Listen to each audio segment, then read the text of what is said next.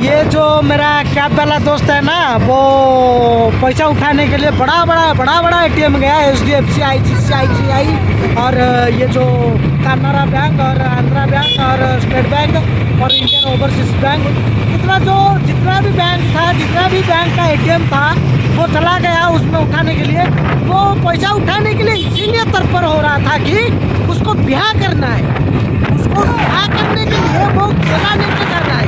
तो उस केले के लिए वो संघर्ष किया, एटीएम गया पैसा उठाने के लिए।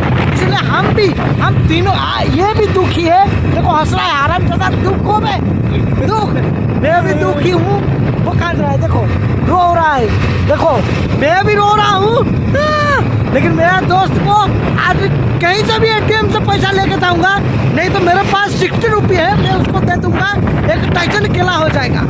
ये केले में वो मैं उसको ब्याह कराऊंगा, ब्याह। तो आप आइए, आपके पास पैसा है तो भेज देना, मैं आपको स्कैनर दूँ ना, नंबर दूँ, नहीं कुछ नहीं देता हूँ। आप मेरे फेस को देखकर पैसा भेज देना। तो चलो